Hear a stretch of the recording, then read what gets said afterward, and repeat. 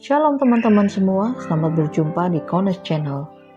Di channel ini Anda akan mendengarkan, bahkan menyaksikan di video-video yang kami akan sajikan, video-video yang terbaik yang akan mengubah hidup Anda dan juga paradigma Anda.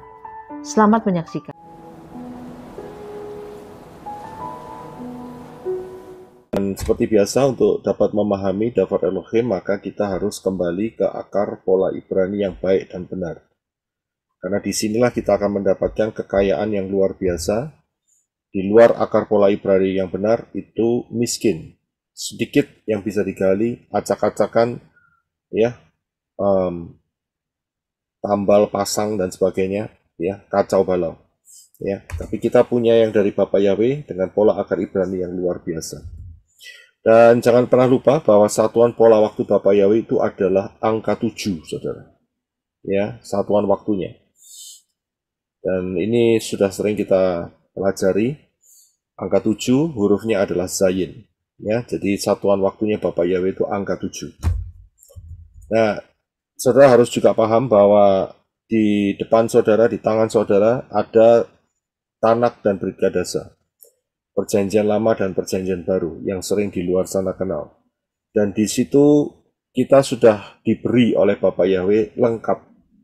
Ya, lengkap dari sejak penciptaan sorga atau Shemayim sampai nanti masa daripada kerajaan 1000 tahun bahkan lebih dari itu, yaitu Yerusalem dan bumi yang baru, itu sudah ada di tangan saudara, di tangan saya, di dalam Tanak dan Brit Kadasa.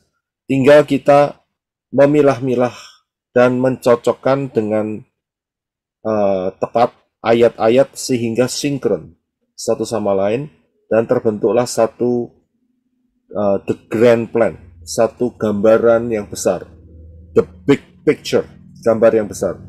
Ya, gambar yang besar untuk mengetahui posisi ayat-ayat itu berbicara mengenai apa. Ya, itu saja. Kesulitannya tinggal di situ saja. Ya, tapi sebetulnya sudah lengkap, sangat-sangat lengkap, luar biasa sekali. Ya, baik, puji Bapak ya. Kita akan masuk di dalam mengenai kode kerajaan 1000 tahun saat Pesah.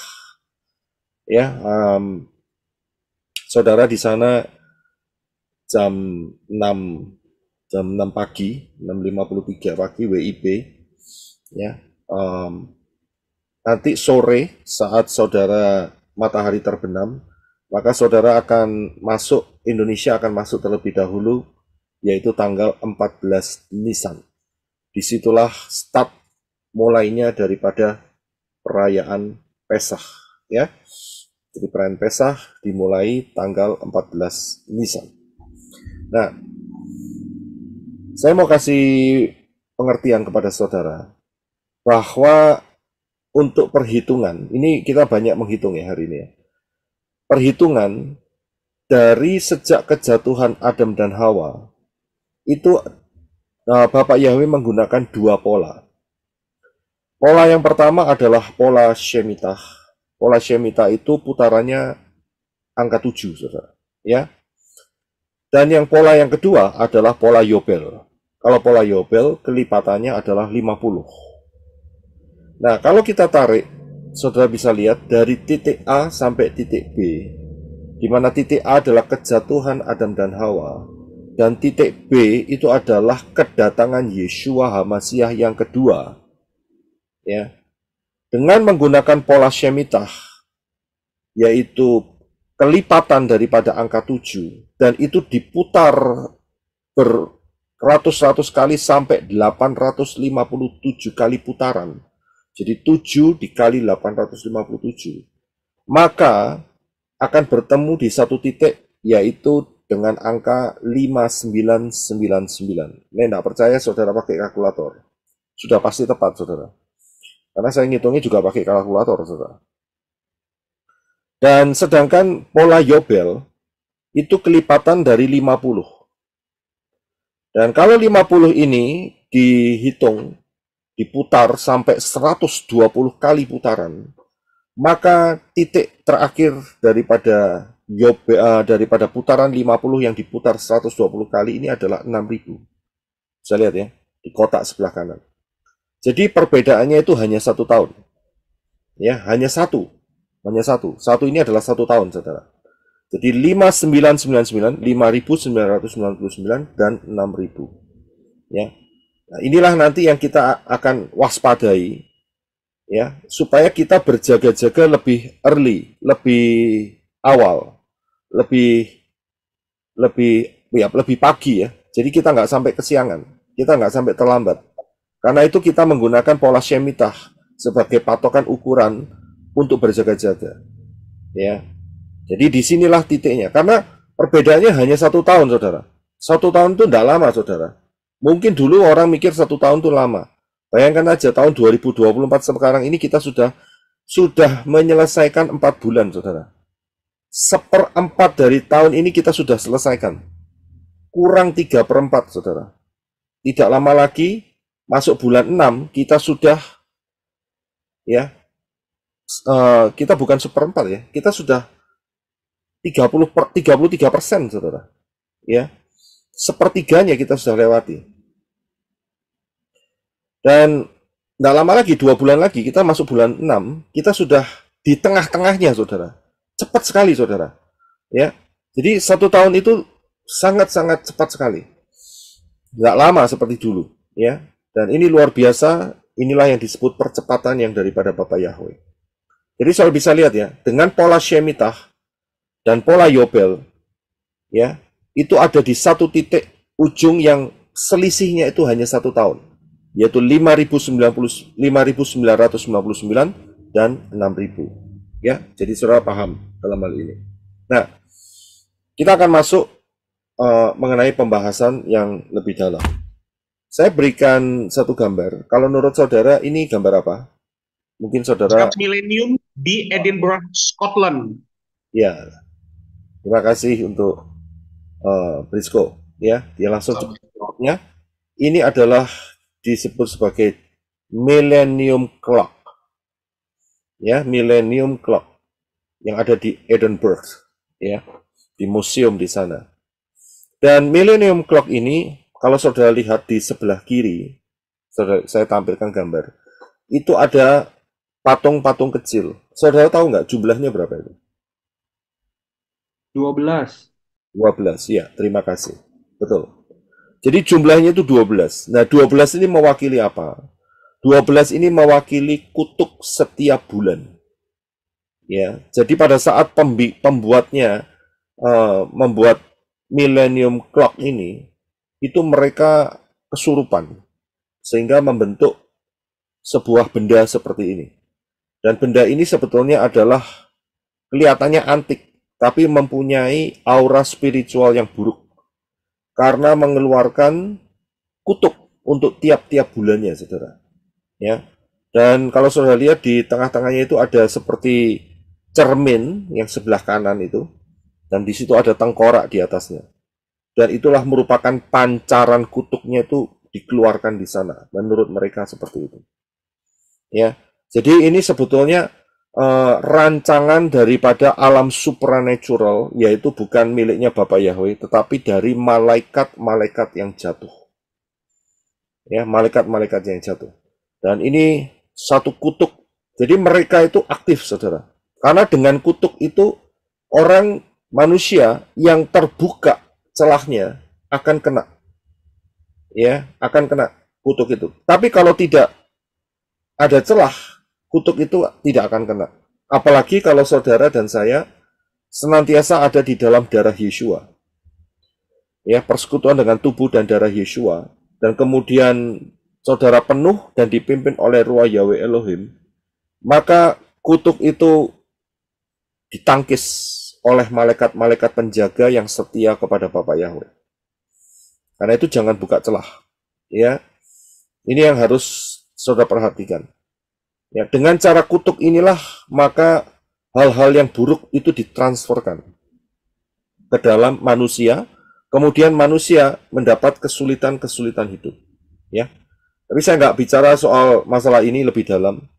Yang saya mau tanyakan, saudara tahu kira-kira tingginya berapa ini? Ada yang tahu nggak?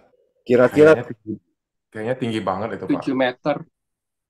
8 meter, Pak, kali. 7 meter. 666. 666 apa? Sentimeter. Kira-kira. 10 meter. Kayak 10 di meter. atasnya itu ada salib ya, di atasnya itu ya, paling atas. Ayo, kurang ajar ada salib, Prof. Bilang dong, itu cukup mungkin ah. Berapa Sini, meter? Kira-kira tingginya berapa? 10 meter. Pak Roy. Ya. Ya, tingginya adalah 10 meter lebih sedikit. Itu jawabannya. Ya, 10 meter lebih sedikit. Kalau kita lihat di dalam satuan meter, saudara tidak akan mendapatkan apa-apa. Oh, cuma 10. Saudara berpikir 10 itu yod, betul kan? Kalau di apa itu namanya konversikan ke huruf Ibrani kan 10 yod, saudara. Tangan. Ya kan? Memang ini hasil karya tangannya setan, saudara. Tapi uniknya, kalau meter itu dikonversikan menuju feet, itu hasilnya adalah, siapa yang tahu? 6, 33 feet. ya, 33 feet. Nah, kita coba simpan dulu ya masalah angka 33 ini ya. 33 feet. Oke. Jadi, saudara tahu ya, tinggi daripada jam kutuk ini lebih cocok ya, ngomongnya itu jangan millennium clock. Ya, terlalu manis kalau pakai kata millennium clock. Terlalu dipoles. Yang terbaik untuk mendeskripsikan ini adalah jam kutuk. Ya, jam yang mengeluarkan kutuk. Ya, ini tingginya adalah 33 feet. Oke. Sekarang kita tinggalkan sebentar masalah jam kutuk ini. Saudara tahu nggak ini simbol apa? Freemason. Iya. Freemason. Ya, terima kasih. Saudara sudah tahu ya, ini namanya simbol Freemason. Saudara tahu nggak? Tingkat paling tinggi, karena Freemason ini mempunyai level. Jadi ranking. Ranking yang paling tinggi itu nomor berapa? 33. Ya, oke, terima kasih. Ya, jadi ranking tertinggi, ya, misalnya dari RT, RW, lurah, camat, terus kemudian wali kota, kemudian itu terus, itu ranking namanya saudara ya. Yang paling rendah RT, yang paling tinggi presiden, begitu ya. Jadi Freemason ini dia punya hierarki seperti ini kira-kira, dan yang paling tinggi ya itu adalah yang bernomor 33, yang paling tinggi. Tadi millennium clock atau jam setan itu ya, jam kutuk tadi, itu tingginya 33. Sekarang grup ini juga mempunyai ketinggian organisasi ya, itu juga 33, saudara. Apakah ini satu kebetulan? Nah, kita akan cari nantinya. Dan saudara tahu, di tingkat yang 33 itu mereka kalau ngambil sumpah, kalau dijadikan yang paling tinggi, ya, mereka mengakui bahwa mereka akan menjunjung sesembahan, dan sesembahan itu adalah siapa? Satan lah. Iya, sesembahan itu adalah Encim Lucy. Ya, sudah tahu ya maksud saya. Jadi mungkin saudara yang punya nama Lucy lebih baik segeralah masuk baptisan pembaharuan diganti dengan nama baptisan yang baru. Itu jauh lebih baik. Ya, jadi mereka secara tertulis dan secara verbal mengucapkan sumpah kepada si Encim Lucy itu tadi saudara. Ya, itu di posisi 33. Kalau 32 belum. Posisi 33 ya. Mereka ada yang membocorkan bahwa mereka harus bersumpah kepada yaitu tadi. Ya, malaikat-malaikat yang jatuh grupnya dari si Encim ya. Nah, jadi kita paham ya. Apakah ini kebetulan? Nah, di daerah Israel itu ada satu gunung, yaitu namanya gunung yang paling tinggi, namanya Gunung Hermon. Gunung Hermon ini juga memiliki koordinat, sudah tahu ya koordinat ya? Jadi posisi letak bumi ini dibagi dalam posisi koordinat untuk mengetahui posisinya. Posisi koordinat daripada Gunung Hermon itu adalah 33 degree. 33 derajat, koma berapa begitu. Ya, itu ada angka 33 juga. Ya. Dan bukan kebetulan juga, itu ada di dalam Mazmur 133, Saudara, ayat 3. Bisa dibaca, Brother Henok, terima kasih. Mazmur 133 ayat 3. Seperti embun Hermon yang turun ke atas pegunungan Sion, karena kesanalah Yahweh memberitakan berkat kehidupan sampai selama-lamanya. Iya, terima kasih. Saya yakin saudara tahu ya lagunya ya. Tahu. Tahu ya. Oh betapa indahnya, itu loh lagunya. Ya kan? Itu ayatnya diambil dari lagu itu diambil dari ayat ini. Mazmur 133 ayat 3 dikatakan bahwa penulis Mazmur menggunakan satu gambaran, yaitu seperti embun yang dari Hermon dan turun ke Sion. Sion itu Yerusalem. Dan dikatakan di sanalah Yahweh memerintahkan apa? Berkat. Bukan kutuk, saudara. Berkat. Bahkan berkat ini, ya, bukan cuma untuk kehidupan di bumi saja, tetapi dikatakan kehidupan sampai selama-lamanya. Wow, kekal, saudara ya. Tapi di titik Hermon ini ada koordinat, yaitu 33 derajat. Ya, kita simpan dulu. Sekarang, dengan ditemukannya kitab yang hilang, salah satunya adalah kitab Henok. Di situ tertulis, saudara, bahwa setan-setan yang jatuh, itu jatuhnya melalui satu portal, satu pintu gerbang, yaitu Gunung Hermon, saudara. Dan kita sudah tahu kan tadi, bahwa Gunung Hermon itu koordinatnya adalah 33. Ya kan? Betul kan? 33. Apakah ini satu kebetulan? Nah, ini dia. Ya. Di satu sisi, Mazmur 133 ayat 3 dikatakan, Bapa Yahweh memerintahkan berkat, bahkan berkat sampai kekal.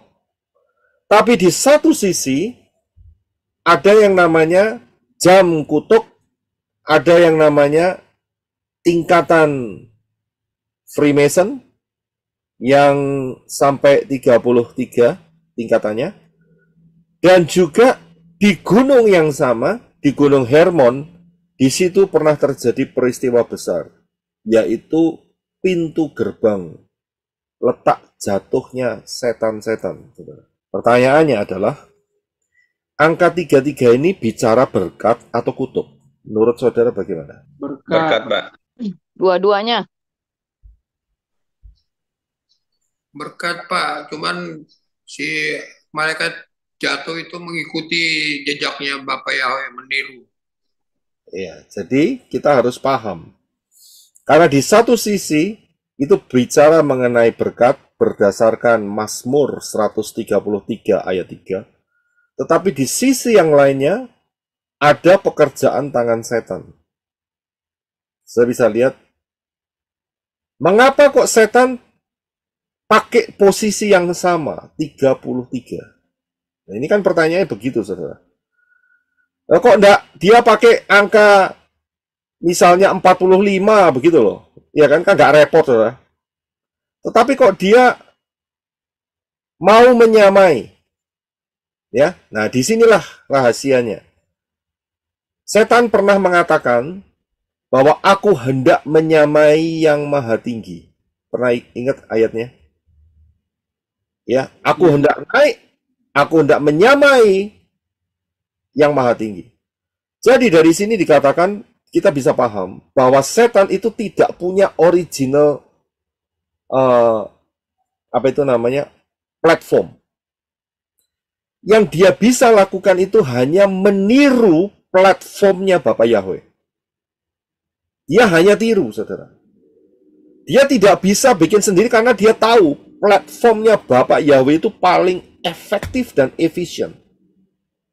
Tidak ada hikmat yang bisa menandingi hikmat Bapa Yahweh. Betul kan? Karena itu dia tidak mungkin bisa melebihi Bapa Yahweh. Loh, ya memang jelas loh dia itu malaikat kok. Dia itu adalah ciptaan, bukan si pencipta itu sendiri. Jadi dari situ kita tahu bahwa setan itu isinya itu hanya bikin KW-KW. Ngerti ya KW-KW ya? Tukang jiblak. Ya, tukang jiplak. Bikin KW-KW. Ya, Niru-niru, Pak. niru-niru. Palsu. Ya, Palsu, Pak. Palsu. ya. Jadi bisanya itu cuma itu, saudara. Jiplak begitu. Nah, tapi problemnya adalah di sini. Sejak kejatuhan manusia, maka setan itu mendapatkan peluang. Itu saja. Jadi sejak Adam dan Hawa jatuh di dalam dosa dengan manipulasinya setan, maka disitulah setan mendapatkan angin, begitu loh ceritanya. Ya, untuk bisa mempengaruhi seluruh dunia dengan pola yang sebetulnya bukan punyanya dia, itu punyanya Bapa Yahweh, begitu loh. Dia curi, dia ambil. Saya bisa lihat? Ya, jadi setan itu tidak pernah punya yang original. Tidak pernah punya. Ya, dan setan selalu meniru caranya kerjanya Bapak Yahweh. Karena Bapak Yahweh itu paling efisien, paling simple, paling powerful, paling everything. Jadi setan, dia tidak punya kesempatan lain. Dia tidak kreatif seperti Bapak Yahweh kita. Karena itu dia hanya bisa niru-niru saja. Ya. Nah, tadi saya katakan bahwa manusia membuat celah di mana membuat setan itu mendapatkan angin.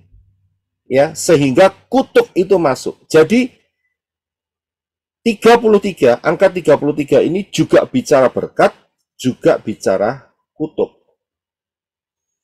Ya. Jadi dua, saudara. Bisa bicara berkat atau bicara kutuk. Nah, kita akan melihat satu hal ya. Kita akan baca sedikit panjang ya, yang akan berhubungan dengan hal 33 ini. Tapi kita simpan dulu apa yang telah kita bahas sementara ini, ya. Oke. Kita akan baca di dalam Imamat 12 ayat 1 sampai 8. Silakan Brother Renat. Imamat 12 ayat 1. Berfirmanlah Yahweh kepada Moshe. 2. Berbicaralah kepada Bani Israel. Katakanlah, ketika seorang wanita mengandung, lalu melahirkan bayi laki-laki, maka ia menjadi najis selama 7 hari. Seperti masa haidnya, ia menjadi najis. 3. Pada hari ke-8, kulit hatan anak itu haruslah disunat. 4. Dan selama 33 hari ia harus tetap tinggal di dalam penahiran darah setelah melahirkan. Dan ia tidak boleh bersentuhan dengan segala yang kudus. Ia juga tidak boleh masuk ke ruang kudus sampai genap masa penahirannya. 5. Apabila ia melahirkan bayi perempuan, maka ia menjadi najis selama 2 minggu, seperti masa haidnya. Dan selama 66 hari ia harus tetap tinggal di dalam penahiran darah nifasnya. 6. Apabila sudah genap masa penahirannya, baik untuk anak laki-laki atau anak perempuan, ia harus membawa seekor anak domba berumur 1 tahun sebagai persembahan bakaran, dan seekor anak burung merpati atau burung tekukur sebagai persembahan penghapus dosa ke pintu masuk kemah pertemuan kepada seorang imam. 7. Lalu imam itu harus mempersembahkannya ke hadapan Yahweh dan mengadakan penebusan bagi bayinya, maka ia menjadi tahir dari lelehan darahnya. Itulah Taurat bagi yang melahirkan bayi laki-laki atau perempuan. 8. Namun, jika ia tidak mampu mempersembahkan seekor kambing domba, maka ia dapat mempersembahkan 2 ekor burung tekukur atau 2 ekor anak burung merpati, yang seekor sebagai persembahan bakaran dan yang lain sebagai persembahan penghapus dosa. Dan imam harus mengadakan penebusan baginya, sehingga ia menjadi tahir. Ya, terima kasih. Siapa yang pernah baca ayat ini? Saya, Pak. Oke. Pernah Saya juga. pernah dapat maknanya nggak? Saya Pak. Pernah Pak, tapi belum dapat maknanya waktu itu. Hari ini baru Pernah, Pak. ngeh. Iya. Sebagai persembahan. Pertanyaan kita nggak dapat maknanya, kita hanya baca begitu saja, saudara. Ya, tapi ini firman daripada Bapa Yahweh. Dikatakan ayat pertama, berfirmanlah Yahweh kepada Moshe. Jadi ini firman Bapa Yahweh. Ya, ternyata di satu Fatsal ini, Fatsal 12 ini, ayat 1 sampai 8 ini mengandung rahasia yang tersembunyi, saudara. Luar biasa Bapa Yahweh kita ini. Saya akan mulai dari satu ayat, yaitu ayat 8, yang dikatakan, namun jika ia tidak mampu mempersembahkan seekor kambing atau domba, maka ia dapat mempersembahkan 2 ekor burung tekukur. Saudara kira-kira pernah dengar enggak mengenai hal ini? Mengenai persembahan 2 ekor burung tekukur. Belum, Pak. Yesua. Pernah, Pak. Ya. Pernah, Pak. Waktu Yesua dibaca Elohim. Inilah jawaban penggenapan dari ayat Imamat 12 ayat 1 sampai 8, yaitu di dalam Lukas 2 ayat 24. Silakan Brother Enoch. Imamat 12 ayat 1. Lukas, Sampai- Imamat sudah dibaca. Oh ya. Lukas 2 ayat 24. Dan untuk mempersembahkan kurban menurut apa yang telah dikatakan di dalam Torah Yahweh, sepasang burung tekukur atau 2 ekor anak burung merpati. Ya, terima kasih. Siapa yang bawa? Yang bawa adalah Yosef dan Miriam. Saat itu mereka sedang menggendong bayi Yosua yang baru saja dilahirkan. Ya, baru saja dilahirkan. Dan yang dibawa oleh Yosef saat itu hanya 2 ekor burung tekukur atau burung merpati. Dari sini kita tahu bahwa Yosef dan Miriam ini tidak mampu. Ya, jadi golongan yang bukan orang kaya, bukan middle class, tahu ya middle class ya, menengah, tetapi betul-betul tidak mampu. Mungkin bisa dibantu untuk dilihat, ada yang buka ini. Ya, jadi di sini kita lihat bahwa saat Yeshua dilahirkan melalui Miriam, ya, ini satu keluarga yang baru dan keluarga yang miskin, poor, ya. Yeshua yang begitu kaya, yang adalah Bapa Yahweh, Sang Pencipta langit dan bumi, dia mengosongkan dirinya sampai betul-betul masuk di satu keluarga yang miskin, saudara. Bayangkan, padahal dia adalah pencipta. Mengapa kok Yeshua pakai keluarga miskin ini, kok tidak pakai keluarga kaya?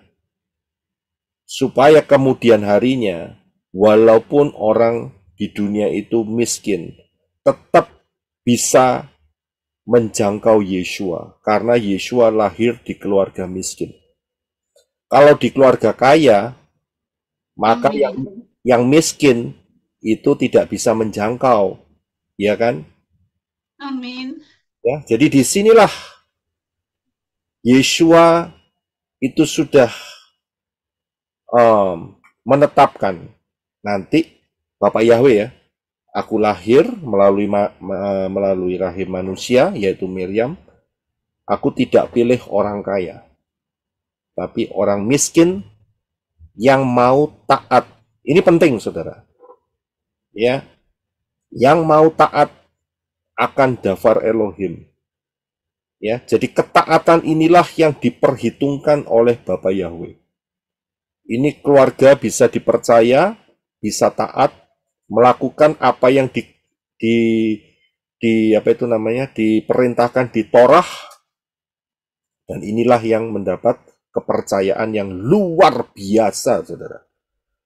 Juru selamat kita, Yeshua HaMashiach, dilahirkan di dalam keluarga yang miskin. Ini buktinya, yaitu saat sesuai dengan hukum Torah, bahwa anak laki-laki harus dihadapkan Bapa Yahweh, Elohim di bait suci harus tidak boleh bawa tangan kosong, harus bawa persembahan. Ya, aneh ya, luar biasa ya. Jadi ini peristiwanya zamannya Moshe sampai zaman Yesua itu ada ribuan tahun, saudara. Tapi ayat ini sudah dipersiapkan terlebih dahulu, mulai dari imamat dan ditulis di dalam penggenapannya di dalam Lukas. Sudah bisa lihat? Kalau enggak kan si Yosef pasti bawa kambing domba, saudara. Mahal kambing domba. Yang dia bisa bawa adalah 2 ekor burung merpati. Ya, luar biasa sekali. Nah, ini yang ayat yang ke-8. Yosef dan Miriam juga taat akan apa yang dikatakan Torah, yaitu dia menyunatkan bayi Yeshua. Kita beralih ke ayat yang ketiga. Dikatakan pada hari ke-8, kulit katan anak itu haruslah disunat. Lukas 2 ayat 21 adalah penggenapannya. Silakan Brother Reno. Lukas 2 ayat 21. Dan ketika 8 hari telah digenapi untuk menyunatkan bayi itu, namanya pun disebut Yeshua, nama yang disebutkan oleh malaikat sebelum dia dikandung di dalam rahim. Ya, terima kasih. Saudara bisa lihat, jadi mereka juga taat. Usia 8 hari, ya, bayi yang baru saja dilahirkan, itu kemudian disunatkan. Di mana? Di bait Elohim, yang di Yerusalem, saat itu. Dan mereka ketemu dengan 2 orang, yaitu Simeon dan Hana. Ya, saudara tahu kisahnya di dalam kitab Lukas. Nah, di sini yang pertama adalah membuktikan bahwa tidak ada kunjungan dari orang Majus. Sebabnya kalau orang Majus itu datang, mereka langsung kaya raya, saudara. Karena hadiahnya apa? Emas, kemenyan, mur. Itu barang-barang mahal, saudara. Kalau barang-barang mahal, berarti mereka bisa bawa kambing domba. Disinilah titik di mana saat Yeshua dilahirkan di palungan, ya, itu tidak ada orang Majus. Kalau ada orang Majus, mereka langsung ketimpa rezeki, saudara. Bayangin, saudara. Masa orang Majus datang dari jauh, bawa emas itu cuman saupil begitu ya. Tahu ya saupil ya? Kecil begitu. Kan enggak, saudara. Pasti bongkahan itu, saudara. Ya, dan itu mahal. Kemenyan itu juga mahal. Mur. Kita sudah tahu minyak mur kan? Yang dari peristiwanya Hadasah, dilumuri mur sampai bolotnya hilang semua itu saat itu, ya kan? Itu kan mahal itu. Itu minyak ratu, minyak raja-raja, saudara.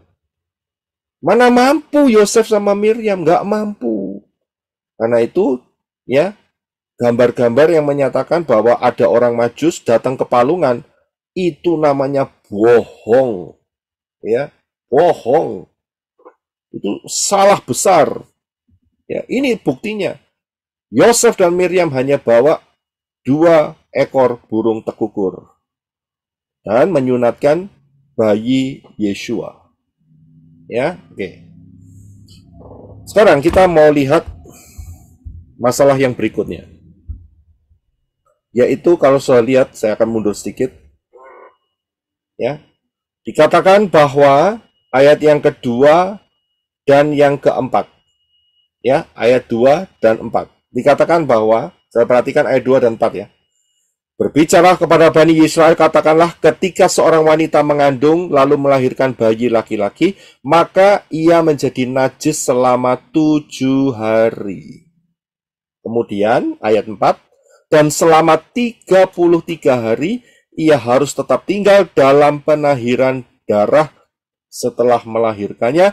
Ia tidak boleh bersentuhan dengan segala yang kudus. Berarti selama 33 hari perempuan yang melahirkan bayi laki-laki itu juga najis posisinya.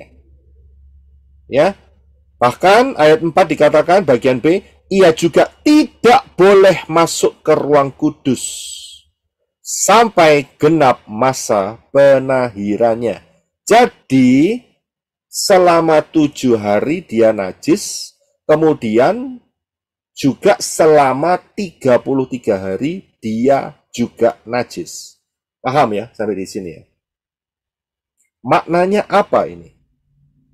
7 hari, kita tahu 7 itu angka sempurna. Betul ya? Saya mau bawa inilah sebuah peristiwa Pesah yang tersembunyi. Mengapa?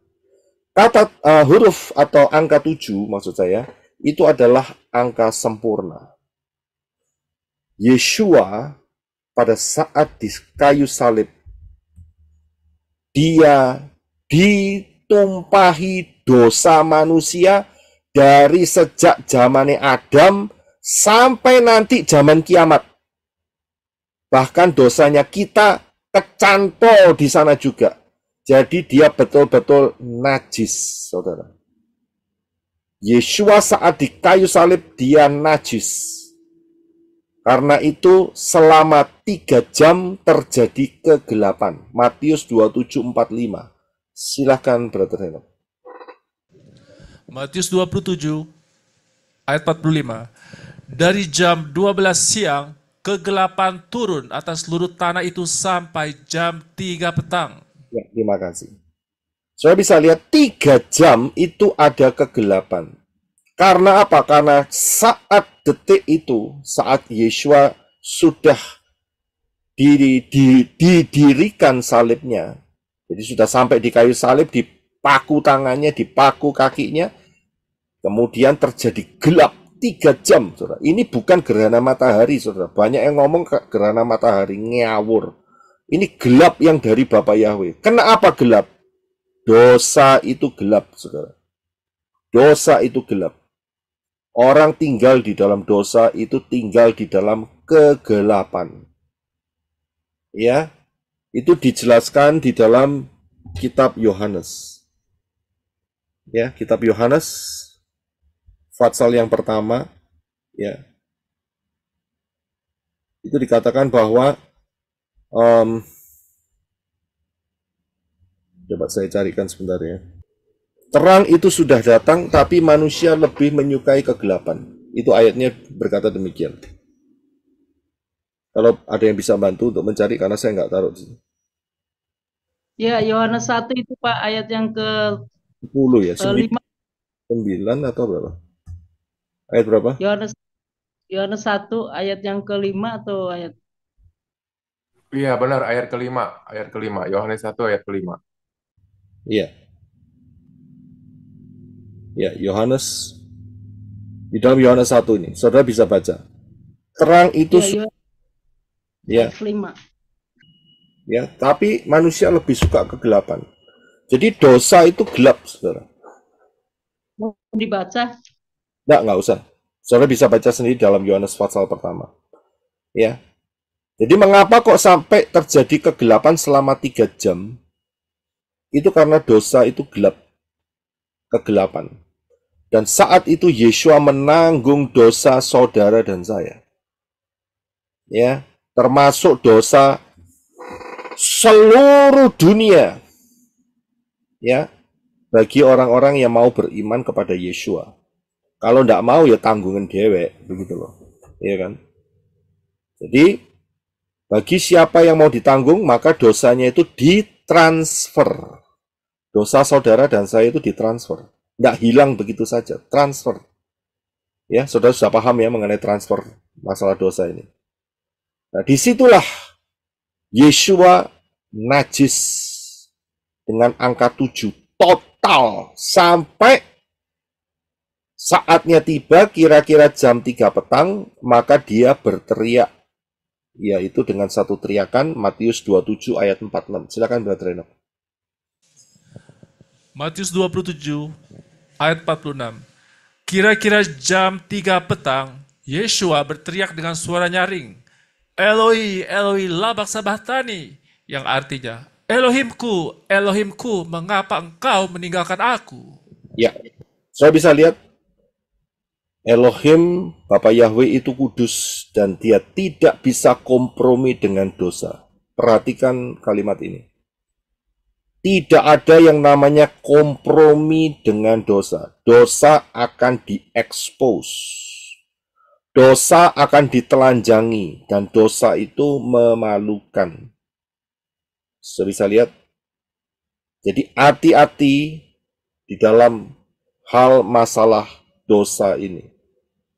Dosa hanya bisa hilang kalau dosa itu diakui. Ditransfer kepada Yeshua. Hilang dosanya.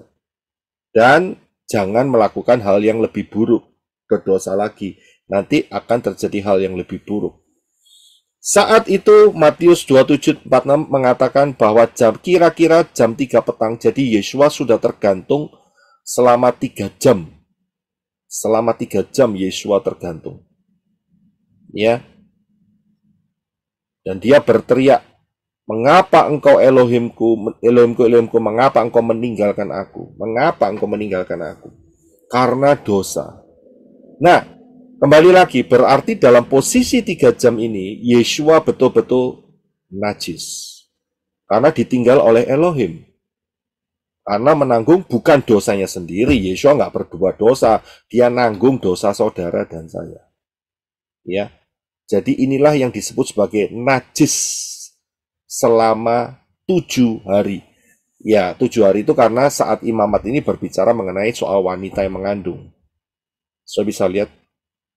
Dan uniknya, ayat 4 dikatakan selama 33 hari. Saudara bisa lihat ada angka 33. Tadi di atas kita berbicara soal angka 33. Di Imamat 12 ini juga ketemu angka 33. Saudara tahu umur berapa Yeshua mati? 33. 3 juga. Ya. Saudara bisa lihat di sini. 33. Ya. Apa ini nggak bisa kembali nak? Tolong bisa di mute ya. Terima kasih. Ya. Jadi di titik digital yang sama, digit yang sama, yaitu 33. Kalau tadinya Bapak Yahweh sudah menetapkan berkat melalui Hermon, Gunung Hermon, Mazmur 133 ayat 3, ada berkat yang dicurahkan, bahkan kekal sampai selama-lamanya. Tetapi berkat itu disabotase oleh setan dengan kutuk-kutuk jam, kutuk, dan kemudian setan-setan yang jatuh di Gunung Hermon, dan juga organisasi Freemason tadi yang tingginya adalah 33, ya paling atas. Saya bisa lihat, dan tindakan Yeshua ini adalah menyerap kembali kutuk-kutuk itu. Saudara bisa paham ya? Jadi kutuk-kutuk yang dilemparkan oleh setan-setan kepada dunia ini, itu diserap kembali oleh Yeshua. Ya, yang juga usianya adalah 33 tahun. Ada angka 33. Galatia 3 ayat 13. Coba kita baca, disinilah transferingnya dari sini. Silakan Brother Reno. Galatia 3, pasal 13. Pasal 13. Hamasyah telah menebus kita dari kutuk Torah dengan telah menjadi kutuk demi kita. Sebab telah tertulis, terkutuklah setiap orang yang tergantung pada kayu salib. Ya, terima kasih. Saya bisa lihat dikatakan Yeshua Hamasyah membeli saudara, menebus kita. Kita orang Goyim pakai kata kita dibeli. Untuk orang Israel ditebus. Karena penulis Galatia adalah Rabbi Saul, orang Israel. Jadi dia pakai kata tebus. Tapi buat kita dibeli. Saya bisa lihat dari apa? Dari kutuk Torah. Ya, jadi ada kutuk yang ditransfer dari kita karena kita berdosa melalui jalur Adam dan Hawa. Ditransfer kepada Yeshua. Ya, dikatakan Hamasyah telah menebus kita dari kutuk Torah dengan telah menjadi kutuk demi kita. Saudara, menjadi kutuk demi saudara dan saya. supaya kita terlepas dari kutuk itu. Kutuk yang dimasukkan setan melalui Gunung Hermon. Saya bisa lihat, Yeshua lah yang menyerap kutuk yang ada di dalam kehidupan kita. Jadi ini penting sekali, saudara. Kalau nggak diserap, ya, maka kutuk itu akan tetap ada di dalam manusia. Kutuk ini masalah besar, saudara. Jangan dianggap enteng kutuk ini. Karena itu bagi yang minta baptisan dengan saya kasih daftar, ya, pertanyaan. Dan itu menyangkut kutuk. Ya, harus dijawab dengan jujur. Ya. Karena saya tidak mau bermasalah dengan Bapak Yahweh di kemudian hari. Ya. Jadi harus dijawab dengan jujur setiap pertanyaannya. Dan itu diputuskan kutuknya itu. Ya, diserahkan kepada Yeshua. Yeshua sudah menanggung. Dan ini di sini ada kutuk Torah. Saya sedikit mengalihkan sedikit apa itu kutuk Torah. Ini terjadi banyak penyimpangan pengertian mengenai kutuk Torah. Ya, banyak yang berpikir ini lihat, ya, kamu lihat kutuk Torah. Berarti Torah tidak berlaku lagi. Salah. Nggak ngerti maksudnya. Sebetulnya penjelasannya gampang sekali, saudara. Kita baca ayatnya dulu di dalam Roma 3:20. Silakan berterima. Roma 3 ayat 20. Tidak seorang pun manusia dapat dibenarkan di hadapan Elohim dengan melakukan Torah, sebab justru oleh Torah manusia mengenal dosa. Terima kasih. Saudara bisa lihat, tidak seorang pun manusia, baik melalui Adam sampai manusia terakhir, saat perang Gog dan Magog, tidak seorang pun manusia dibenarkan, ingat ya, di hadapan Elohim dengan melakukan Torah. Tidak bisa, saudara. Ya. Jadi maksudnya kutuk Torah ini apa? Maksudnya kutuk Torah itu adalah mencari pembenaran di hadapan Bapak Yahweh atau keselamatan. Kalau benar kan bisa selamat kan? Di hadapan Bapak Yahweh melalui menjalankan Torah. Itu tidak bisa, gitu loh. Tidak akan pernah bisa. Ya. Saya melakukan ibadah tiap Sabat untuk saya diselamatkan. Salah, saudara. Saya bisa lihat, saya pakai sit-sit, pakai pasmina, pakai apa itu namanya talit, supaya saya diselamatkan. Keliru, tidak bisa. Bapak Yesus sudah menyatakan, memang harus Sabat, memang harus pakai sit-sit, talit, pasmina, ya kan? Makanannya harus dijaga. Tetapi bukan untuk mencari keselamatan dan pembenaran di hadapan Bapa Yahweh. Justru dengan pengenalan, ya, apa yang diajarkan di dalam Torah, itu kita tahu, oh ternyata kesalahanku ada di sini. Dan aku tidak lepas dari dosa, itu loh maksudnya. Bagaimana caranya bisa lepas dari dosa? Maka dosa itu harus ditransfer ke Yeshua yang tidak ada dosanya. Itu caranya begitu. Ya, tapi banyak orang berpikir, lihat, Torah tidak berlaku. Siapa yang bilang? Kamu anggap Torah tidak berlaku, maka terjadilah laki dengan laki, perempuan dengan perempuan, di dalam pernikahan yang kudis. Bukan kudus, kudis. Saya bisa lihat, itu gara-gara buang Torah. Saya bisa lihat. Jadi yang dimaksud kutuk Torah di sini adalah mencari pembenaran atau keselamatan dengan cara menjalankan Torah. Tidak bisa. Tidak ada satu manusia pun yang mampu. Hanya satu yang mampu, yaitu Bapak Yahweh yang menjadi serupa dengan manusia, Yeshua. Dialah yang menggenapkan itu semua. Ya, jadi bisa paham. Nah, jadi Torah tetap berlaku, saudara. Siapa bilang Torah nggak berlaku? Ya. Nah, dari sinilah kita bisa lihat bahwa kutuk itu yang ada di dalam kehidupan manusia itu ditransfer ke Yeshua. Ingat, bagi yang percaya. Dan kemudian Yeshua transfer ke siapa? Balik ke setan. Setan akhirnya mendapatkan hukuman kekal karena itu setan-setan ya si encim Lucy tidak bisa keluar dari lautan api, tidak bisa. Tidak ada yang bisa menebus mereka, tidak ada yang bisa membeli mereka, tidak ada. Karena malaikat-malaikat yang jatuh tidak punya apa? Tidak punya kesempatan. Bukan. Akses. Tidak punya darah, Pak. Tidak punya darah, Pak.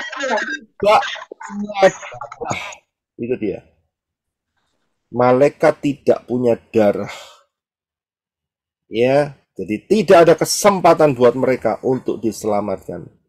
Hanya manusia yang punya darah. Ya, karena itu mereka tanggung itu kutuk yang ditransferkan oleh Yeshua. Dan itu kekal untuk selama-lamanya. Saya bisa lihat? Jadi setan mencuri saat manusia jatuh dalam dosa, setan-setan jatuh di Gunung Hermon, angkanya 33, mendatangkan kutuk atas dunia ini. Kemudian sama Yeshua yang usianya 33, kutuk itu diserap sama dia. Bagi siapa yang mau percaya. Amin. Luar biasa nggak cara kerja Bapak Yahweh? Keren banget, saudara. Elegan banget. Ya, dahsyat, saudara. Bisa melepaskan ya kita dari kutuk-kutuk. Caranya super canggih, saudara. Setan kecolongan di sini. Padahal profesinya sudah ada. Ya, engkau akan akan menggigit tumitnya dan tumitnya akan meremukkan kepalamu. Itu transfer. Setan nggak sadar. Ya mungkin sadar, cuman nggak berhasil. Begitu aja. Setan mah nggak pernah berhasil. Bapak Yahweh itu dahsyat sekali. Ya, dia berhasil dalam segala rancangan-rancangannya. Kalau dia sudah merancangkan saudara dan saya untuk rapture saudara. Amin, pasti aja. Amin. Pasti itu. Ya, asal ingat saudara jangan pindah. Saudara pindah tudung, pergi grup yang mengatakan kita disucikan di dalam masa 666, bubar imanmu.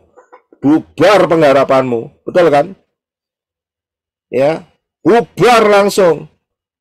Karena berdasarkan imanmu lah engkau juga akan mendapatkan. Bilangan 14 ayat 28. Apa yang kau katakan di hadapanku, itulah yang akan kulakukan. Mereka akan percaya. Aku percaya untuk supaya kami disucikan dalam masa 666. Sama bapaknya berkata, terjadilah. Mau diar gak? Mau diar, saudara. Biar mate.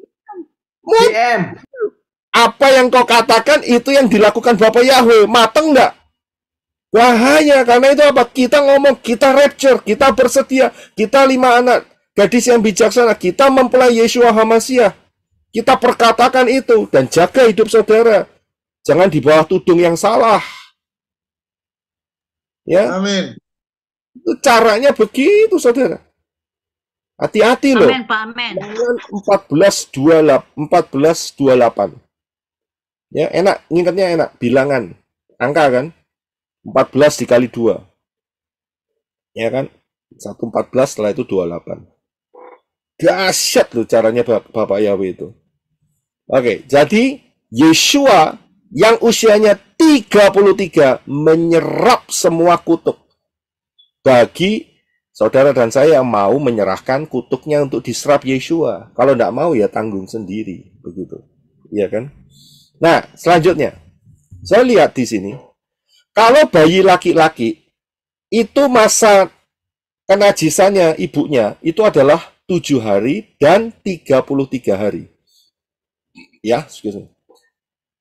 Ayat 2 dan 4. Ya, kalau dijumlah 7 tambah 33 itu sama dengan 40. Betul ya? Jadi selama 40 hari itu najis. Ini unik saudara, mengapa kok dipisah seperti ini? Itu sebenarnya rencananya ya untuk menjelaskan bahwa Yeshua HaMasyiah lah yang menggenapkan imamat 12 ini, saudara, dengan menyerap dosa. Kemudian untuk bayi perempuan, ini unik, saudara. Ya, itu ada 2 minggu. 2 minggu itu najisnya 2 minggu plus 66 hari. Ya, 2 minggu itu kan 14 hari, saudara. Ditambah 66. Ya, jadi totalnya adalah 80. Jadi kalau laki-laki, ibunya itu tidak boleh masuk ke ruang kudus atau bersentuhan dengan segala yang kudus itu selama 40 hari. Kalau dia melahirkan bayi perempuan, dia tidak boleh menyentuh atau beribadah sampai 80 hari. Ingat ya, saudara, ini tidak berlaku buat hari ini. Ya. Tidak berlaku buat hari ini. Tapi saudara jangan berpikir seperti ini. Wah, lah kalau gitu kan ini mirip seperti Kristen Progress. Iya, betul ya, gitu ya. Bukan, kita tidak termasuk itu dan juga bukan Messianic Progress. Betul. Ngaco itu namanya. Ya, ini Torah loh. Tapi buat kita sudah tidak berlaku, digenapkan kepada Yeshua. Kan tadi sudah dijelaskan. Ya, nah sekarang rahasianya apa ini? Kok bayi laki-laki 40, bayi perempuan 80? Ternyata kalau 40 ditambah 80 hasilnya berapa? 120. 20. Kalau kita ingat 120 maka kita akan ingat akan Kejadian 6 ayat 3. Silakan brethren. Kejadian 6 ayat 3. Yahweh berfirman, Rohku tidak akan selamanya tinggal dalam manusia, karena mereka adalah manusia jasmani, yang umurnya akan sampai 120 tahun saja. Iya, terima kasih. Saudara bisa lihat, kembali ke satu pola angka 120.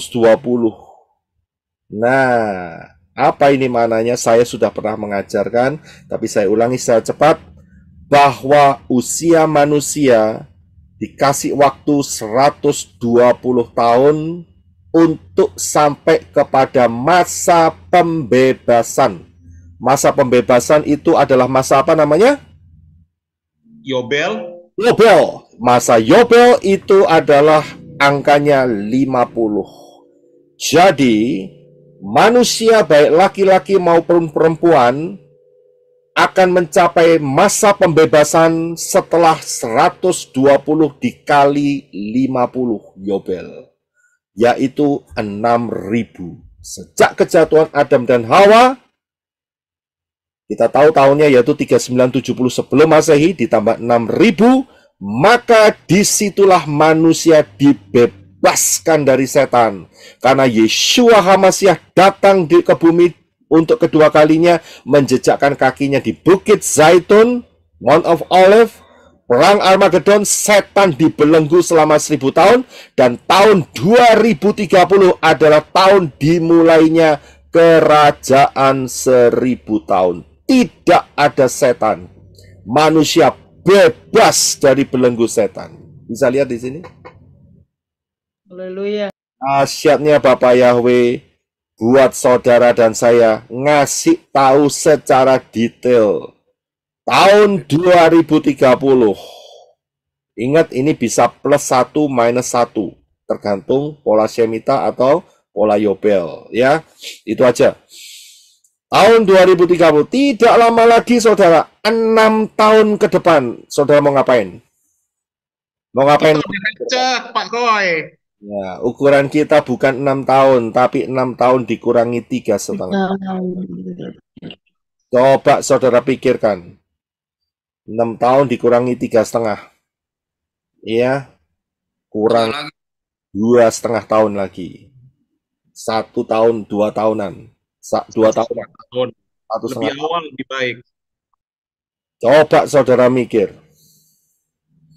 Ya, apa yang saudara mau fokuskan selama waktu-waktu yang sudah sangat singkat seperti ini? Kekudusan, Pak. Saudara mau mengembangkan bisnis, meracang saudara? Saudara mau mengembangkan bisnis properti saudara? Mikirlah baik-baik saudara. Iya. Ataukah saudara mau seperti Henok yang dia fokus untuk masuk dalam rapture?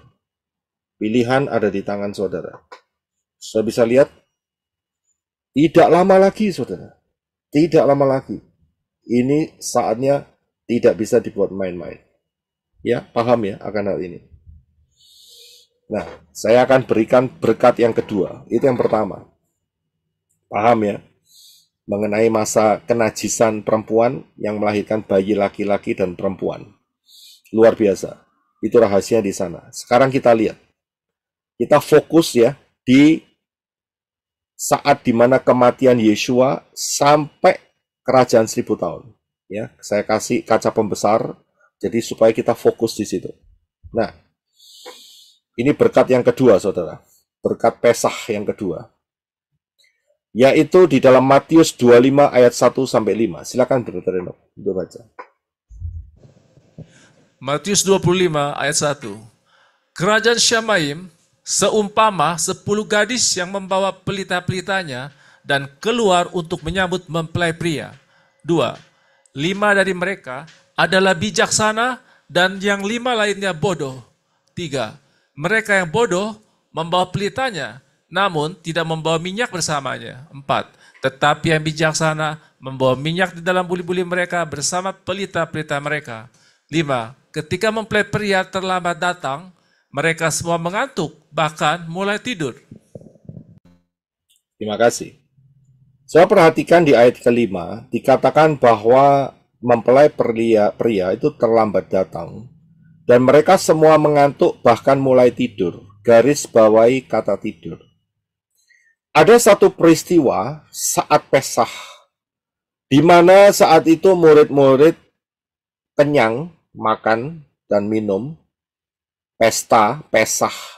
Dan kemudian dibawa oleh ke Yeshua ke satu taman yang tidak jauh dari situ, yang namanya adalah Taman Getsemani. Saya mau cerita sedikit mengenai Taman Getsemani. Satu kali si Elijah itu, dia ngomong sama Ibu Ada Safangfang. Dia bilang gini, Oma, ya, tepatnya gimana ya? Dia bilang bahwa dia pernah lihat mengenai Passion of Hamasiah, Passion of Christ. Ya, dan dia mengatakan bahwa Yeshua itu tidak dapat mani. Ya betul ya, ya. Ceritanya gitu ya, saya lupa ya. Malah Ibu Ada Safangfang. Oh iya, Elijah selalu saya ajari tentang waktu itu saya ajari tentang bagaimana Yeshua pray di Taman Getsemani. Terus suatu saat Elijah itu lihat passion itu of Yeshua. Terus dia setelah lihat dia tanya sama saya, Oma, why no money in the Yeshua pray, but no money over there. You say get some money. Ngerti mas? Itu brother Daniel ngerti maksudnya ya kan? Saya tuh nggak mikir di situ sungguh. Money gini, who tell you? Oh, saya bilang, Oma nggak ngajari kamu di waktu Yeshua berdoa banyak mani di sekelilingnya. Pikirnya Yeshua berdoa, terus dapat get semani. Brother Daniel ketawa terus. Brother dia pasti tahu semua ya apa yang dimaksud get semani. Jadi dia get semani itu artinya sama dia di get some money, maksudnya dapat duit gitu. Dipikir Yesus kelilingnya itu, padahal itu namanya Taman Getsemani gitu. Dia mikir bahasa Inggrisnya Getsemani itu dapat uang gitu. Saya nggak mikir seperti itu. Ya itu penjelasan. Haleluya. Maaf nih Pak Roy. Kemarin saya mau nanya, si Elijah panggil Pak Roy itu apa? Ternyata terjawab hari ini, arti Oma ya. Oma atau opa gitu. Enggak, saya nggak dipanggil opa. Ya kalau oma dia manggil Ibu Ada Safangfang oma. Ya, oke. Jadi lucu juga sih, dia berpikir bahwa Yeshua kalau doa itu supaya dia dapat uang, tapi kok nggak ada uangnya gitu ya. Jadi karena bahasa Inggrisnya adalah get some money, ya, get mendapatkan some beberapa money, uang. Ya mungkin ada yang belum bisa bahasa Inggris, nggak apa-apa saya jelaskan ya. Jadi dia pikir mana uangnya? Oh sudah doa, Yeshua sudah doa kok nggak dapat uang gitu, ya karena ibadah Sawang-Wang kasih tahu bahwa Yeshua itu kalau berdoa itu di taman Getsemani gitu ya. When Yeshua pray at Getsemani. Ya oke, puji Bapak ya. Oke, kita lanjut. Ya. Oke, haleluya. Jadi saat itu ada peristiwa yaitu di taman Getsemani, di mana Yeshua dia tahu bahwa waktunya sudah semakin dekat. Dan murid-murid yang bersama mereka, yang bersama Yeshua, kira-kira ada berapa orang saat itu murid-muridnya? 3, Pak. 11, Pak. 11, ada 11, tapi dia bawa 3 yang lebih dekat, gitu loh.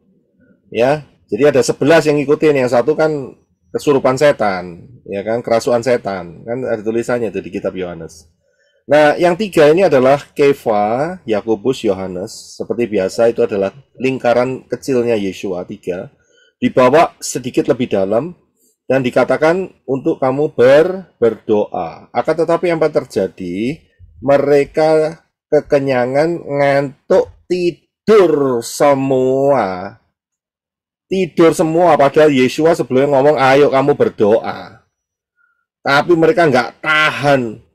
Itu perutnya kenyang, habis makan Pesah, ngantuk, betul-betul ngantuk sudah. Akhirnya tidurlah mereka. Nah, ya, kita baca sedikit panjang nggak apa-apa, supaya saudara paham apa yang terjadi. Silakan Brother Enoch, Matius 26, 36, 46. Silakan. Matius 26 ayat 36. Kemudian Yeshua dan para muridnya tiba di suatu tempat yang bernama Getsemani. Lalu dia berkata kepada mereka, duduklah di sini sampai aku selesai berdoa di sana. 37. Dia membawa serta Kepa yaitu Petrus dan kedua anak Zebedius. Lalu dia mulai berduka dan bersusah hati. 38. Dia berkata kepada mereka, jiwaku sangat berduka seperti akan mati. Tinggallah di sini dan berjaga-jagalah bersamaku. 39. Setelah itu dia maju sedikit, lalu tersungkur dengan wajahnya dan berdoa. Katanya, Bapakku, jika mungkin, lalukanlah cawan ini daripadaku. Namun janganlah seperti yang aku kehendaki, melainkan seperti yang engkau kehendaki. 40. Kemudian dia kembali kepada para murid dan mendapati mereka sedang tidur. Berkatalah dia kepada Kepa Petrus, apakah kamu tidak sanggup berjaga-jaga 1 jam saja bersamaku? 41. Berjaga-jagalah dan berdoalah, supaya kamu tidak masuk ke dalam pencobaan. Roh memang berkemauan kuat, tetapi tubuh lemah. 42. Lalu dia maju untuk kedua kalinya dan berdoa. Katanya, Bapakku, jika cawan ini tidak mungkin berlalu dariku, kecuali aku meminumnya, biarlah kehendakmu yang terjadi. 43. Kemudian dia kembali dan mendapati mereka sedang tidur, sebab mata mereka telah menjadi berat. 44. Maka dia meninggalkan mereka dan maju lagi berdoa untuk ketiga kalinya dengan mengucapkan perkataan yang sama. 45. Kemudian dia kembali kepada muridnya dan berkata kepada mereka, tidurlah dan beristirahatlah.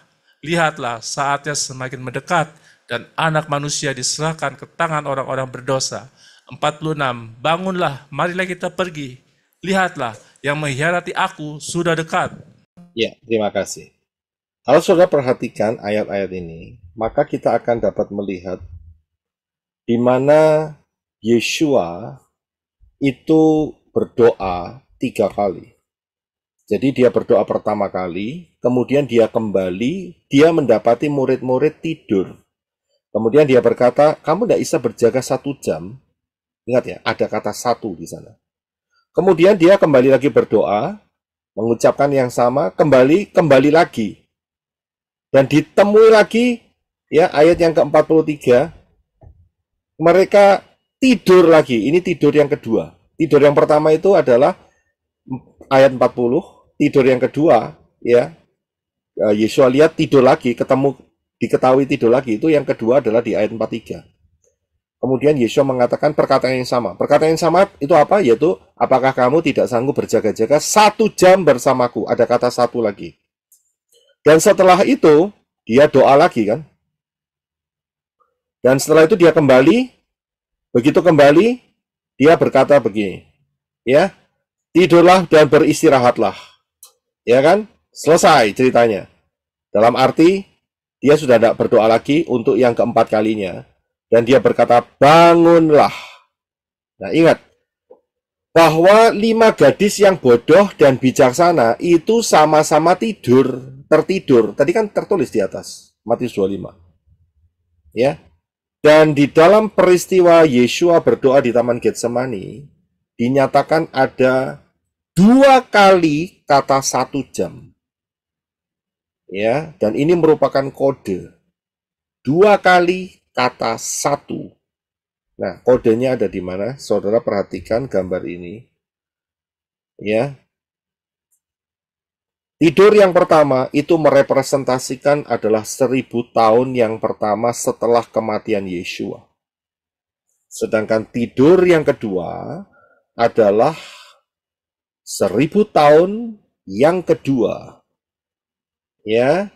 Jadi yang pertama adalah nomor 5, saya kasih kutip, yang kedua adalah 1000 tahun yang berikutnya, yang 6. Ada 2 jam. Ada 2, ada 1 ditambah 1, 2. 2 ini berarti sama dengan 2000 tahun. Kita bisa lihat. Dan setelah itu, Yesua tidak melanjutkan doa keempat kali, kelima kali, tidak. Tetapi Yesua berkata, bangunlah. Saya bisa lihat formasi ini. Ya, jadi disinilah kita menemukan bahwa saat Pesah, ini kan saat Pesah. Habis ini Yesua akan ditangkap. Ya, ini kan 14 Nisan, Saudara. Ini saat Pesah. Ya, ada kode yang tersembunyi, yaitu mengenai 2000 tahun bahwa anak-anak Bapa Yahweh akan tertidur. Tetapi di tahun yang terakhir, yaitu 1000 tahun yang terakhir, yaitu tahun yang ke-7000, bangunlah. Di situ mereka tidak tidur. Ya, selama ini manusia Elohim banyak yang tertidur, tetapi sekaranglah waktunya untuk bangun dari tidur. Saudara bisa paham di sini? Saya berikan satu ayat supaya saudara jangan tidur lagi karena sudah dekat waktunya. Ya, jangan tidur lagi. Kalau tidur berarti termasuk golongan 5 gadis yang bodoh. Itu tidur. Ya, walaupun mereka memang sudah bangun di dalam Matius 25, akan tetapi mereka tidak berjaga-jaga. Posisinya sama. Tidak berjaga-jaga, tidak mempunyai minyak, sama dengan tidur. Ketinggalan toh? Sama-sama ketinggalan. Nah, kan kita nggak mau jadi yang ketinggalan. Karena itu, Yesua sudah mempersiapkan ayatnya, yaitu di dalam Lukas 12 ayat 35-38. Silakan Brother Enoch. Lukas 12 ayat 35. Hendaklah pinggangmu tetap terikat dan pelitamu tetap menyala. 36. Dan hendaklah kamu sama seperti orang-orang yang sedang menantikan tuannya pulang dari pesta perkawinan, supaya ketika ia datang dan mengetuk pintu, mereka segera membukakan pintu baginya. 37. Berbahagialah hamba-hamba yang ketika tuannya datang, mereka didapati sedang berjaga-jaga. Aku berkata kepadamu, sesungguhnya tuannya itu akan mengikat pinggangnya, lalu mempersilakan mereka duduk sehidangan, kemudian datang dan melayani mereka. 38. Dan jika ia datang pada tengah malam atau dini hari, dan ia mendapati hamba-hamba itu sedemikian rupa, maka berbahagialah mereka. Ya, terima kasih. Kata berbahagia, ayat 38, maka berbahagialah mereka. Itu kata berbahagia itu bisa diartikan sebagai maka diberkatilah mereka. sama, berbahagia dan diberkati, ya, itu sama. Nah, kalau saudara lihat, ya, dikatakan ayat 38, jika ia datang tengah malam atau dini hari, berarti belum siang, saudara. Ia mendapati hamba-hamba itu sedemikian rupa. Maksudnya sedemikian rupa itu apa? Ada yang mau coba jawab ya dari ayat ini? Jaga atau bangun. Iya. Jadi berjaga. Ya, terima kasih. Jadi yang dikatakan sebagai sedemikian rupa ini adalah ayatnya, penjelasannya adalah ayat 37 bagian A. Berbahagialah atau diberkatilah hamba-hamba yang ketika tuannya datang, mereka didapati sedang tidur. Begitu? Tidak, ya kan? Sedang apa? Berjaga-jaga. Ini dia, saudara. Jadi, ayat 38 dikatakan sedemikian rupa. Ia mendapati hamba-hamba itu sedemikian rupa. Itu berarti maksudnya hamba-hamba itu tidak ngorok, tidak tidur, tapi berjaga-jaga. Dan dikatakan inilah yang membahagiakan mereka. Karena apa? Karena jawabannya cuma satu. Pada saat saudara dan saya dalam detik-detik terakhir menjelang rapture, saudara berjaga-jaga, maka yang berjaga-jaga sajalah yang akan di rapture. Sudah paham di sini? Kalau tidak berjaga-jaga, tidak rapture.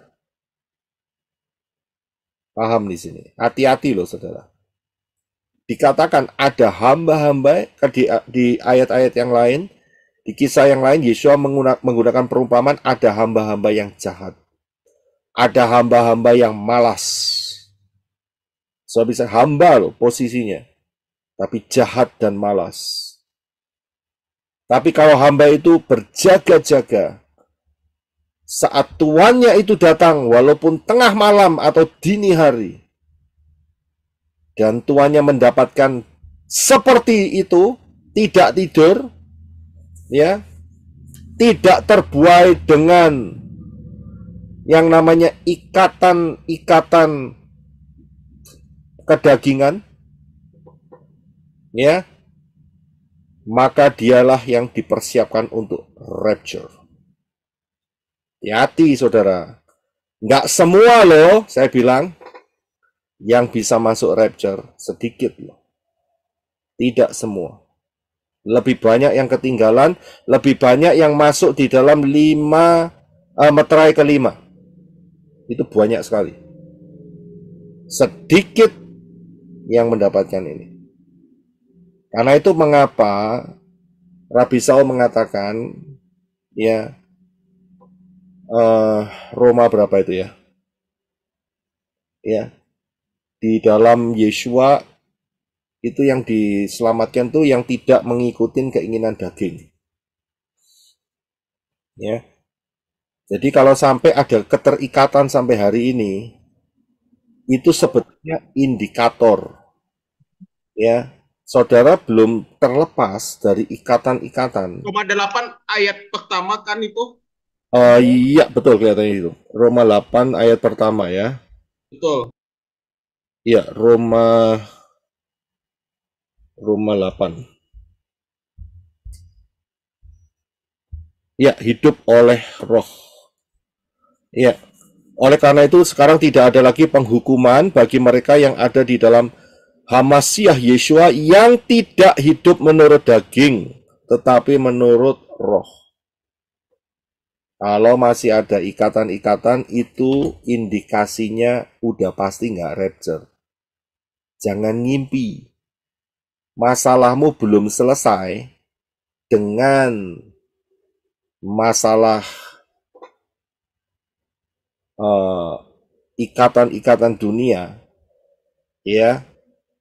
Perzinahan, perselingkuhan, ya, kemudian macam-macam ikatan dunia. Oh, hati-hati, jangan pede, saudara akan rapture. Hati-hati, saudara. Ya, hati-hati. Perhatikan yang saya pernah sampaikan, ya, yang membuat viral di dunia maya ini. Hati-hati, saudara. Jangan merasa pede. Oh, mereka penyembah Bapa Yahweh kok. Saya bilang, Matius mengatakan, bukannya orang yang berseru Yahweh, Yahweh yang akan masuk ke dalam Syamayim. Bahkan mereka memberikan argumentasi mereka. Aku ngusir setan, menyembuhkan orang, mengadakan mujizat. Yesua ngomong, tidak kenal. Modiar nggak? Modiar, saudara.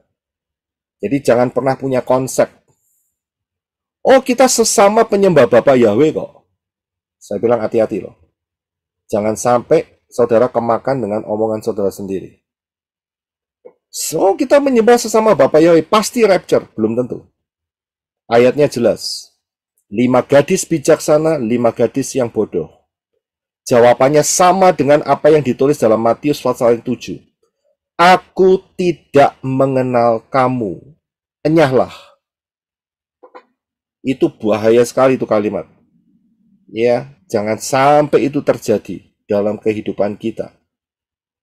Ya, kalau saudara masih terikat, segera lepaskan, minta ampun. Kalau tidak mampu, puasa.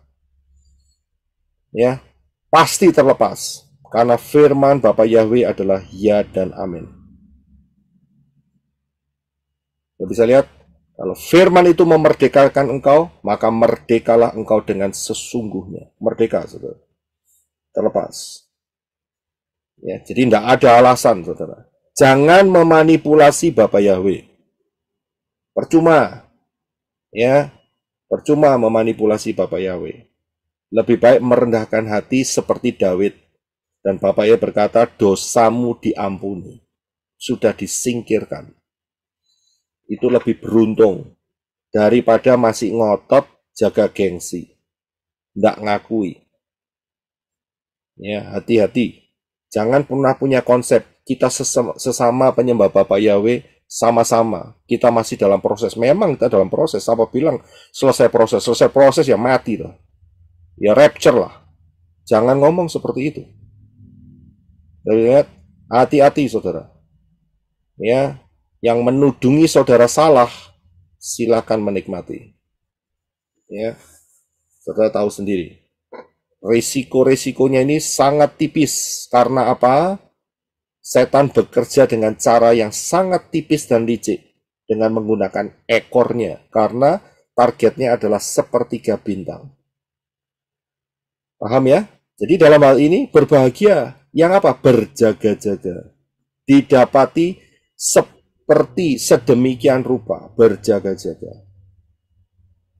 Bisa lihat ya, bisa paham. Jadi saat tuannya itu datang, maka hamba-hamba ini berbahagia. Ya, karena hamba-hambanya masih dalam posisi terjaga, tidak tidur. Dia bukain pintunya. Tuanku datang. Selamat malam Tuan. Silakan masuk. Silakan Tuan beristirahat. Ya kan? Apakah begitu? Kira-kira dalam hal ini? Hambanya yang melayani atau tuannya yang melayani? Hambanya. Nah. Hambanya yang melayani. Betul? Betul. Saat tuannya datang, hambanya membuka pintu, dan setelah itu, siapa yang menyiapkan makanan? Hambanya atau tuannya? Hamba. Tuannya. Tuannya, Ya. Pak. Tuannya. Nah, saudara nggak jelas di sini. Tuan, Pak. Yang menyediakan makanannya itu tuannya. Ini aneh kan ayat ini? Jadi tuannya itu datang, hambanya buka pintu, kemudian tuannya nyiapin makanan. Ini kan ayat 37. Berbahagialah hamba-hamba yang ketika tuannya datang, mereka didapati sedang berjaga-jaga. Berjaga-jaga untuk apa? Untuk bukain pintu. Aku berkata kepadamu, sesungguhnya tuannya itu akan mengikat pinggangnya. Mengikat pinggang itu maksudnya apa? Mau bekerja. Untuk mempersilahkan mereka duduk sehidangan. Kemudian datang dan melayani mereka. Ngerti? Ayat ini berkata apa? Jadi tuannya itu datang, kemudian tuannya itu pasang ikat pinggang untuk bekerja, dia buka lemari esnya, microwave-nya, kompornya semua, dan dia siapkan makanan, dia ngomong sama hamba-hambanya, ayo kita makan sama-sama, duduk sehidangan. Dan tuannya melayani siapa?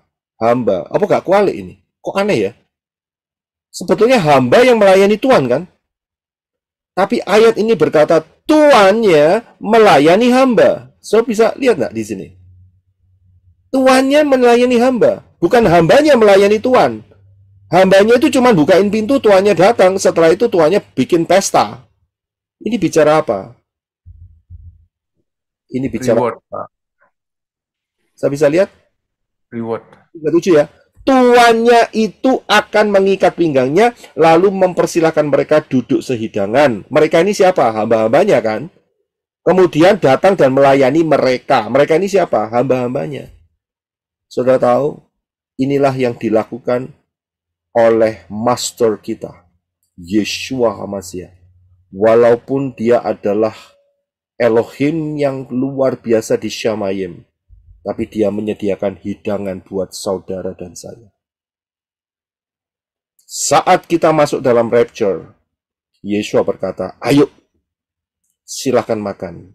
Aku tuangin kamu minumannya. Aku siap makanannya. Saudara bisa lihat, bukan hamba loh yang melayani Tuhan. Ini diwalik, saudara. Saudara lihat kan, jelas kan? Ayat 37, tuannya itu mengikat pinggangnya, lalu mempersilahkan mereka duduk sehidangan. Jadi satu meja, kemudian datang dan melayani, dikasih makan. Disiapkan, kamu suka apa? Risoles? Suka apa? Tahu goreng? Suka apa? Empek-empek? Tapi tidak ada udangnya. Saya bisa lihat. Ya, yang melayani kita nanti itu Yeshua, luar biasa enggak? Padahal itu adalah Bapak Yahweh yang super dahsyat loh. Betapa humble-nya Bapak Yahweh. Dengan menggunakan perumpamaan ini untuk menjelaskan saat kita ada di meja perjamuan pesta kawin anak domba. Saya sampai mengeluarkan air mata saat menyiapkan hal ini. Saya tidak nyangka ayat ini. Saya lagi siapin hari ini, dikasih inspirasi oleh Ruah Yahweh Elohim. Saya tidak nyangka. Saya pikir hambanya yang melayani Tuhan. Terus kemudian mata saya diarahkan sama Ruah Yahweh Elohim. Lihat kamu baik-baik ayat 37. Kaget saya. Loh, ternyata tuannya yang melayani hambanya. Kan kualik ini mestinya. Saudara bisa lihat betapa kasihnya Bapak Yahweh kepada saudara dan saya. Sampai di Shamayim pun dia melayani saudara dan saya. Nggak luar biasa nih. Kita punya Elohim yang dahsyatnya luar biasa. Kerendahan hatinya itu luar biasa. Saya berkata, terima kasih Ruah Yahweh Elohim. Engkau buka message ini di detik-detik terakhir. Saya dapat hari ini loh, saudara. Haleluya. Ya. Biasanya kan selalu kalau hamba melayani Tuhan, tapi enggak kali ini. Tuhan melayani hamba. Aneh kan? Saudara bisa merasakan kasihnya Bapak Yahweh kepada saudara dan saya. Begitu besar kasih Elohim akan dunia ini. Ya, maka dia menyerahkan anaknya yang tunggal dan barang siapa yang percaya kepadanya seharusnya tidak binasa, melainkan beroleh kehidupan yang kekal. Aku datang bukan untuk dilayani, tetapi aku untuk melayani. Luar biasa enggak? Dan dilayani sampai pesta kawin anak domba. Wah, dahsyat sekali Bapak Yahweh kita ini. Karakternya begitu kuat sekali. Kerendahan hatinya, kasihnya, pengampunannya. Siapa kita kok dilayani oleh Elohim? Siapa kita? Siapa saudara? Siapa saya? Kita banyak melakukan kesalahan, pelanggaran, dan sebagainya. Kita tidak luput dari hal itu. Dan saudara bisa merasakan bagaimana kasih Bapak Yahweh yang sangat mengasihi saudara dan saya. Bahkan sampai Pesta kawin anak domba pun, ayat ini sudah dinyatakan yang akan dilakukan oleh Yeshua. Dia melayani saudara dan saya. Dahsyat sekali. Saya bisa merasakan sentuhan kasih-Nya. Saya bisa lihat, karena itu Yeshua mengatakan, kasihilah Yahweh Elohim dengan segenap hatimu, dengan segenap jiwamu, dan dengan segenap kekuatan akal budimu. Betapa dia mengasihi saudara, melebihi segala-galanya, segala-galanya. Apakah kita masih mau arogan atau mau sombong? Saya yakin kita akan berpikir lagi setelah ini. Bahkan di Syamayim pun, Yeshua melayani. Wow, dahsyat luar biasa. Saya nggak habis pikir sampai sekarang ini saya nyampaikan, saya betul-betul mengeluarkan air mata dan Bapak Yahweh menyentuh dengan ayat yang luar biasa ini. Aku datang bukan untuk minta dilayani, tapi aku datang untuk melayani. Saya bisa lihat, siapa kita, siapa saudara, siapa saya. Kita ini sampah, apalagi kita goyim. Kita tidak ada DNA-nya Abraham secara fisik. Kita ini goyim, kita ini terbuang. Tapi begitu besar kasih Bapa Yahweh kepada saudara dan saya. Dan ayat itu dinyatakan, dia yang akan melayani saudara dan saya. Pantaslah kalau 24 tua-tua itu, dia melemparkan mahkotanya, meletakkan dan sujud kepada Yahweh Elohim. Karena segala pujian, hormat, dan syukur hanya untuk Yahweh di dalam Yeshua HaMashiach. Dia yang layak ditinggikan, dia yang layak disembah. Saya bisa lihat kerendahan hati daripada Bapak Yahweh. Dahsyat sekali, dahsyat sekali. Amen. Biar ini menjadi berkat buat kita semua untuk masuk di Pesah. Kita mempunyai pengertian yang benar dari Yeshua HaMashiach mengenai Pesah yang akan memberkati kita semua. Amin.